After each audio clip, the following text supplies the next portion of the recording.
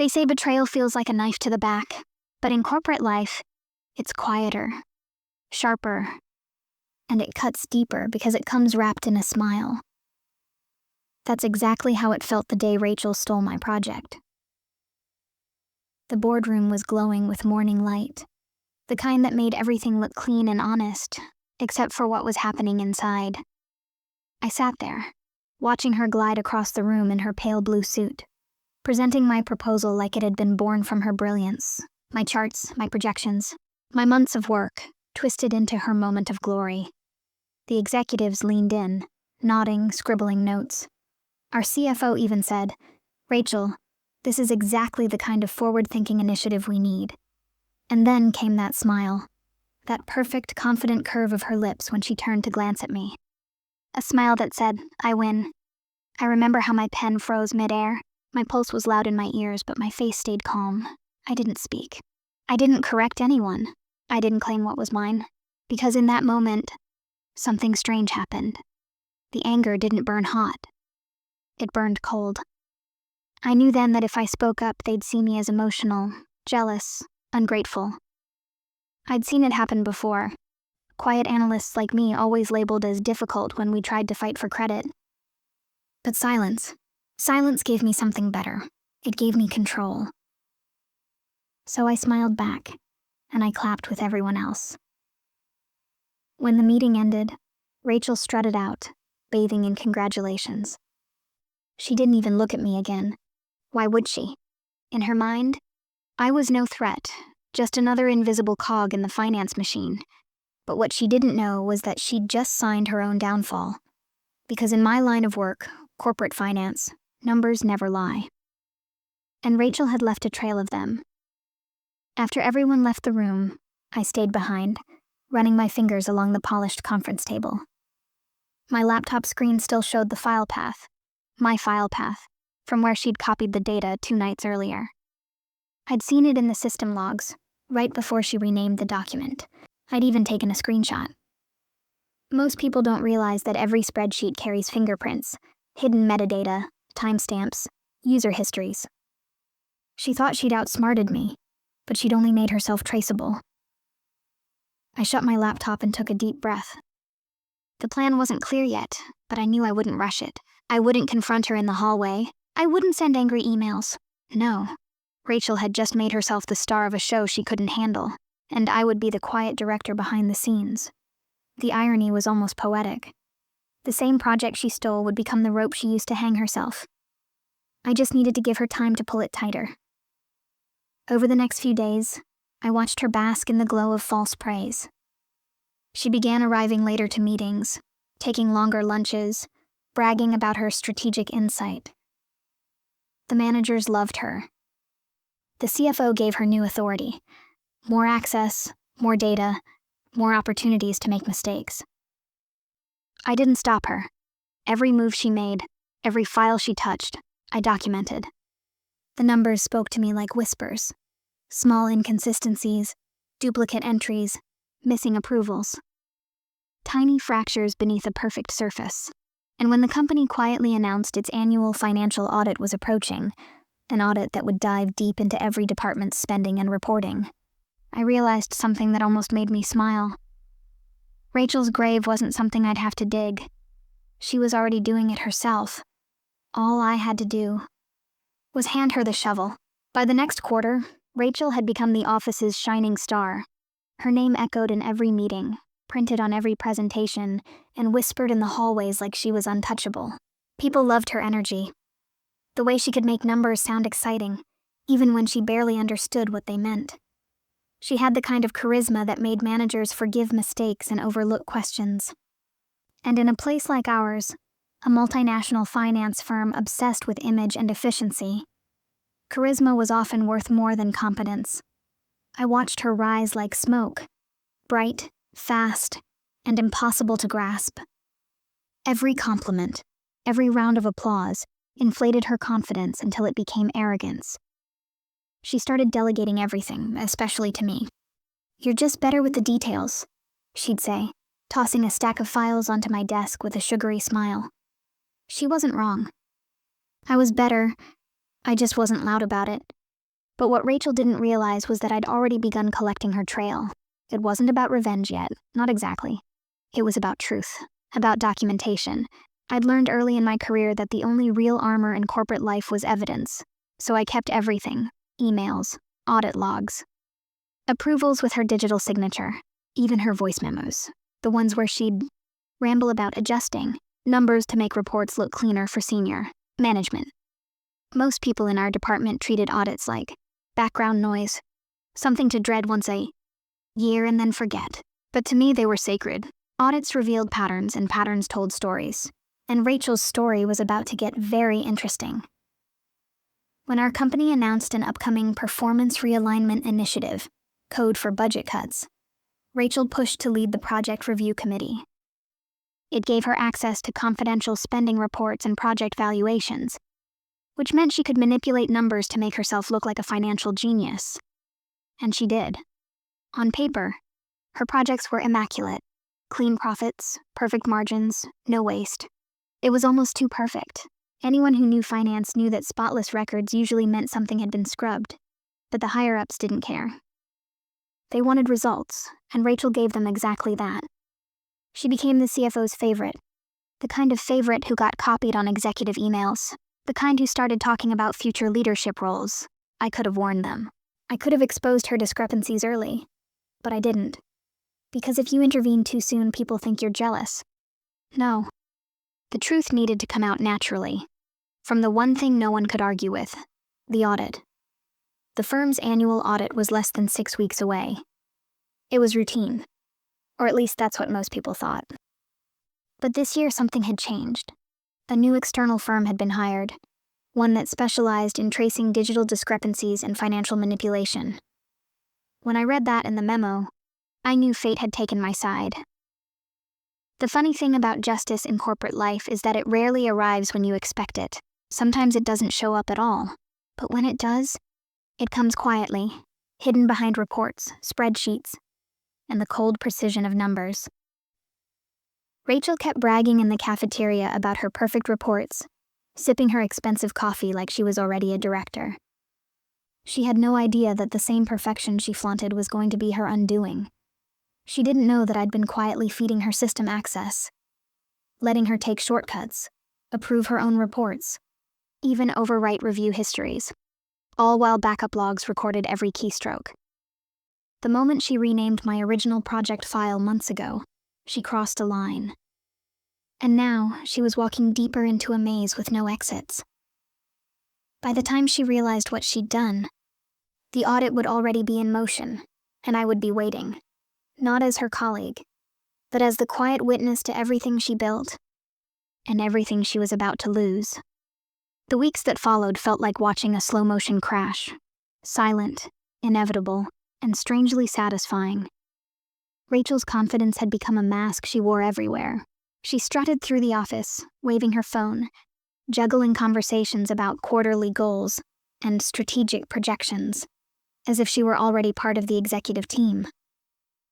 The rest of us followed in her shadow, cleaning up the mess she left behind. She didn't notice how often I fixed her formulas, corrected her reconciliations, or quietly balanced the budgets she misreported. To her, I was just the quiet support, the person who made her look good, and I let her believe it. She was smart enough to climb, but too greedy to see the ground cracking beneath her. Every shortcut she took left a mark. Every small adjustment she made to the reports became another thread in the web she was spinning around herself. It was almost beautiful. In a tragic way, I remember one evening, the office nearly empty, when I overheard her on a call. She was laughing, that brittle, hollow kind of laugh people use when they think they're invincible. "No, they'll never catch it," she said. "Auditors just look for missing signatures. I already fixed those. Besides, if there's an issue, I'll say finance approved it. They love me there." She had no idea I was sitting in the next cubicle, my screen glowing softly with the exact file she was lying about. I didn't say a word. I didn't need to. That night, I made a quiet backup of every financial record she'd touched in the past quarter. I stored them under a simple label: RM, adjustments, and I waited. The audit team arrived the following Monday. a group of quiet professionals in gray suits, carrying clipboards and questions. Most employees tensed up when they walked by. Rachel, on the other hand, acted like it was a meet and greet. She even brought them coffee. "Make sure they see how organized we are," she told me with a smirk. "You've got all the backups, right?" "Yes," I said. "Every single one." The way she smiled at that still echoes in my head. She thought she was in control, that she had me cleaning up after her. But what she didn't know was that every backup I'd kept was an untouched, time-stamped record, the true version of our reports, unedited and unfiltered. While she polished her fake data, the audit team requested access to internal logs. It was standard procedure, but Rachel didn't understand how deep those logs went. Every edit, every overwrite, every login from her account was being tracked. And that was when her perfect cover began to crack. 2 days into the audit, the head auditor, a calm, sharp-eyed woman named Sophia, called for a review meeting. I was asked to attend. Rachel, of course, saw it as another chance to shine. "Don't worry," she whispered before we entered the conference room. "I've got this." Inside, Sophia had a stack of printouts. "Rachel," she began, "we've noticed some inconsistencies in your quarterly financial report. Nothing major, just figures that don't align with system logs." Rachel laughed softly. "Oh, that must be a syncing issue. We updated the data manually." Sophia didn't smile. "Interesting, because the manual edits seem to have been done under your personal credentials, often outside of business hours." For the first time, Rachel's confident mask faltered. Her pen stopped tapping. I kept my face neutral, eyes fixed on the table. Sophia continued, flipping through pages. "We also noticed that several entries were modified after they were approved by your department's analyst." "That's you, right?" she asked, glancing at me. I nodded slowly. "Yes. But I didn't make those changes." The room went still. Rachel tried to speak. Something about miscommunication. But the words tangled in her throat. That's when I realized. She still didn't see what was coming. She thought this was just a hiccup. A misunderstanding. She still believed she could talk her way out of it. But audits don't care about charm. They care about numbers. And the numbers were about to betray her more brutally than I ever could. The moment the auditors left the room, Rachel turned to me with that desperate smile people wear when they realize the walls are starting to close in. "You'll back me up, right?" she whispered. Her voice was sharp around the edges, trembling just enough to betray the fear behind it. I didn't answer right away. I just stared at her. At the same woman who had stolen my work, lied to my face, and paraded my efforts as her own. She was asking for loyalty now, from me. "I'll tell the truth," I finally said. That was all. But it was enough to make her eyes narrow, a flicker of panic masked by pride. She nodded too quickly, like she was convincing herself everything was fine. Then she walked off, heels striking the floor like gunshots. That evening I noticed something strange. My system access had been temporarily restricted. I couldn't open several financial folders I'd been using for months. At first I thought it was an IT glitch, until I received an email from HR. "You have been flagged for review regarding multiple, unauthorized data copies found under your login credentials." Stomach dropped. It was her. Rachel had gone to HR before the audit report was finalized. She'd spun the story before the truth could reach them. Suddenly, I was being accused of the same thing she'd been caught doing: data tampering. It was perfect. Cruel, but perfect. I sat at my desk in stunned silence while the office buzzed around me. HR asked me to hand over my laptop. I watched as they packed it into a security case, sealing weeks of evidence inside a silver coffin. Rachel passed by, pretending to talk to someone on the phone, her voice just loud enough for me to hear. Yes, I was shocked too. I trusted her completely. That single sentence burned through me, not because it was a lie, but because she delivered it with the ease of someone who'd practiced betrayal her entire life. I went home, that night feeling like the air had turned to ash. Every step felt heavier. I'd played the long game, built my plan quietly, carefully, and yet somehow she'd turned the board around. But as I sat there in my apartment, staring at the blinking light of my personal hard drive, I remembered something. The backups HR had taken my laptop, but not everything. Every file, every timestamp, every unedited log, all of it was stored in a private, encrypted backup I kept off the network. Months of Rachel's digital fingerprints, preserved exactly as they'd been before she doctored the reports. The anger began to fade, replaced by that same cold clarity I'd felt the day she stole my work. If Rachel wanted a war of evidence, I'd give her one. The next morning, I arrived early, earlier than anyone. I sat quietly at my desk, pretending to read emails, while Rachel strutted in with her coffee, laughing with one of the junior analysts. She didn't even look at me. I realized something then. She wasn't scared yet. She thought she'd won, and that was exactly what I needed. That afternoon, I requested a private meeting with Sophia, the lead auditor. HR hadn't stopped the audit process. They'd just paused my access. And Sophia, being external, wasn't bound by internal politics. She agreed to meet. When I walked into the room, she gave me a curious look. "Rough week, I hear," she said. "Depends who you ask," I replied, placing the hard drive on the table. "But I think you'll find this interesting." For the next 30 minutes, I explained everything, carefully, calmly, without a trace of emotion. I showed her the metadata logs, the original project files, and the altered versions Rachel had submitted under her name.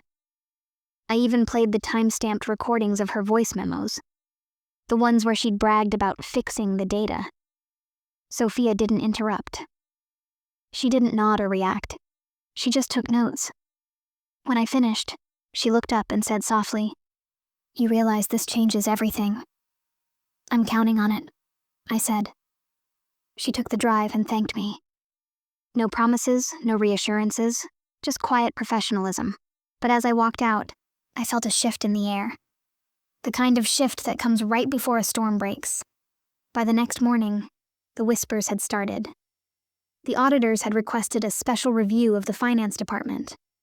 Rachel's smile was gone. She moved through the halls with tight lips and restless eyes. When our manager called an emergency meeting, everyone showed up. Sophia and 2 senior auditors sat at the end of the table, folders stacked neatly in front of them. And that's when I knew. The game had finally turned. Rachel wasn't just under scrutiny anymore. She was about to be exposed. The meeting began with the kind of tension that could make the air feel heavy. No one spoke, not even the managers who usually loved to fill silence with buzzwords. The only sound was the faint hum of the projector warming up. Rachel sat across from me, shoulders stiff, fingers nervously tracing the edge of her notepad. For the first time, she looked human. Smaller, unsure, vulnerable. Sophia, the lead auditor, adjusted her glasses and began without ceremony. "We've completed a secondary review of the finance department," she said evenly. "Our findings indicate multiple inconsistencies in the quarterly reports, primarily concerning manual data alterations performed under one user account." Rachel shifted in her chair, her polished confidence slipping. "As I mentioned before," she started, voice just a little too bright. "Those were system sync issues." "The logs?" Sophia raised a hand. "We cross-verified those logs with the internal backups. The alterations weren't errors. They were deliberate." A low murmur rippled across the room. Rachel's throat moved as she swallowed. Sophia continued, her tone calm but cutting. "We've also identified duplicate entries, false approval stamps, and altered expense claims linked directly to that same account. The audit trail is complete. Every edit, timestamp, and authorization line." She turned slightly toward me. "All corroborated by a secondary data source." Rachel's head snapped toward me. "You did this?" She hissed under her breath. I met her eyes, steady, quiet, unflinching. "No, Rachel, you did." The color drained from her face. The meeting went on for another hour, but I barely heard the words. It was all procedure. Explanations, policy breaches, compliance protocols. Rachel tried to argue, deflect, even cry, but every defense she threw collapsed against hard data. The numbers told a story she couldn't rewrite anymore. When it ended, the room emptied slowly, leaving only the 2 of us. She stood frozen by the window, staring at the skyline like it might offer her a way out. "You think they'll believe you're innocent?" she whispered. "You think this makes you some kind of hero?" "No," I said quietly. "It just makes things right." Her jaw clenched, and for a second I thought she might lash out. Instead, she picked up her phone, shoulders trembling, and walked out. That was the last time we ever spoke. But the story didn't end there. A week later, HR summoned both of us separately. The audit report had been finalized, a 47-page document detailing every manipulation, every forged entry, every policy violation. It didn't just expose Rachel's lies. It traced them back to several executives who had approved her reports without review. The scandals spread through the company like wildfire. Meetings were canceled. Projects froze. Department heads whispered in corridors, afraid to be associated with the fallout. And I kept silent. While Rachel tried to salvage her reputation, I focused on my work. I didn't gossip, didn't celebrate, didn't post cryptic quotes online.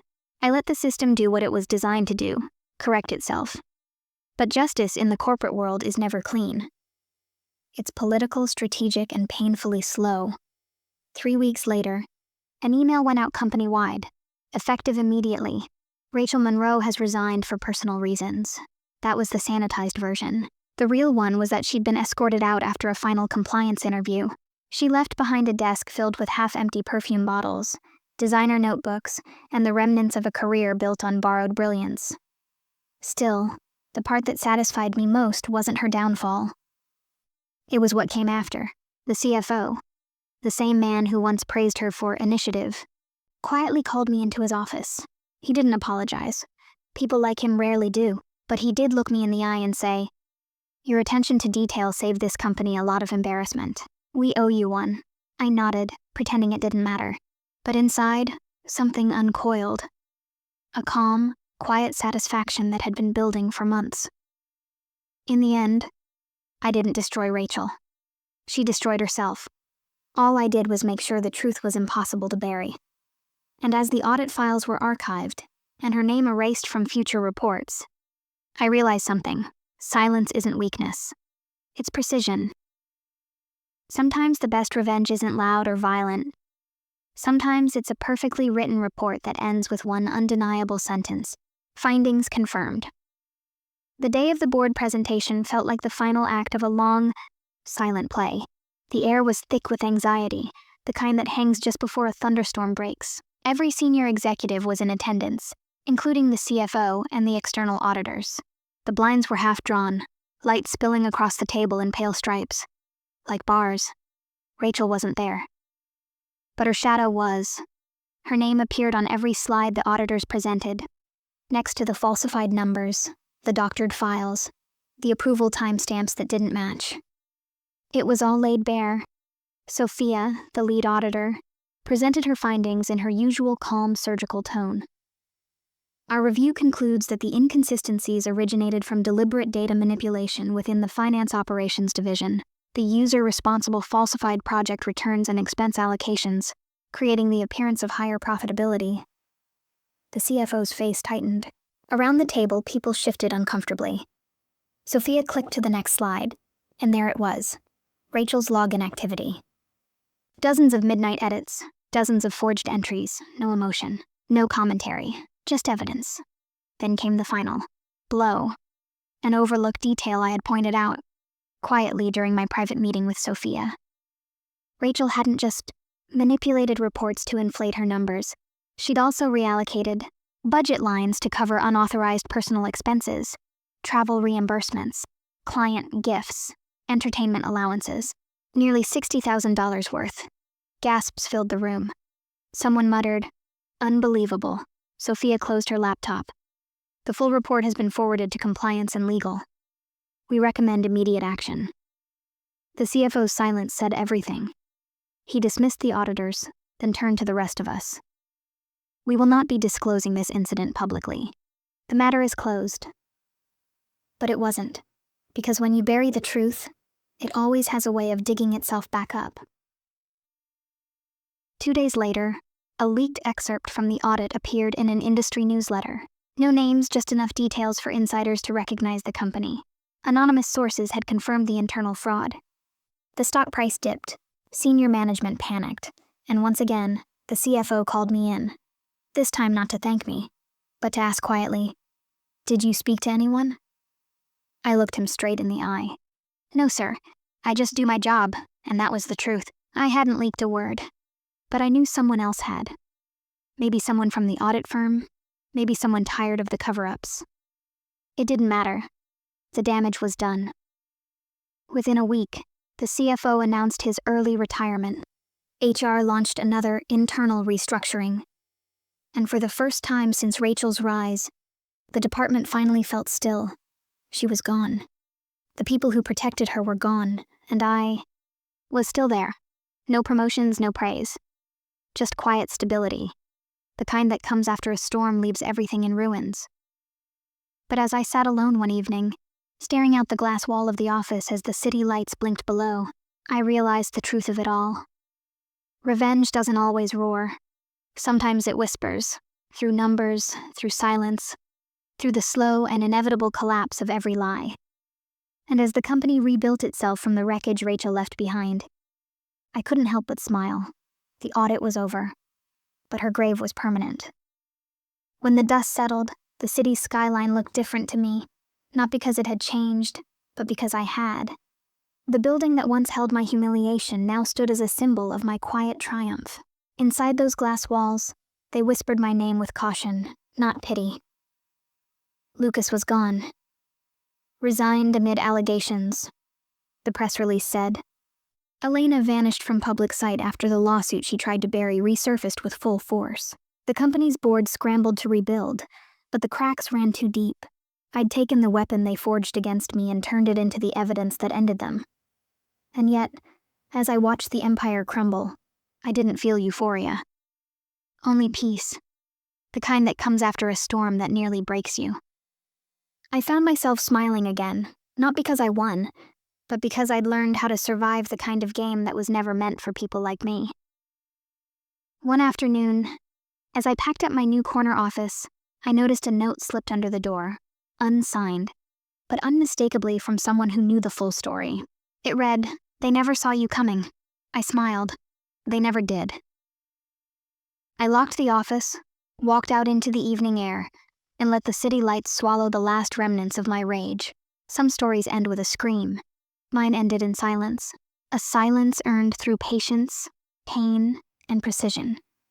The three things they underestimated the most. Tomorrow, I'd start again. Wiser, colder, but still capable of warmth where it mattered. Because revenge, in its truest form, isn't destruction, it's transformation. And I had become everything they tried to erase. Looking back now, I realize power was never about titles, salaries, or offices with skyline views. It was about control, not over others, but over myself. The moment I stopped needing their validation was the moment I became untouchable. They taught me something without meaning to, that corruption thrives in silence, and justice only breathes when someone dares to speak. I didn't set out to be a hero, I just refused to let deceit define my story. Every betrayal, every sleepless night, every quiet tear became part of the armor I didn't know I was building.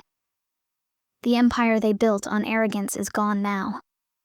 But I'm still here, not as a survivor, but as a strategist who learned that patience cuts deeper than vengeance ever could. Because sometimes the best revenge isn't about making them fall. It's about rising so high, they can't even reach the echo of your name. So when people ask how I did it, how I stayed calm while everything around me collapsed, I tell them this: power isn't taken. It's reclaimed.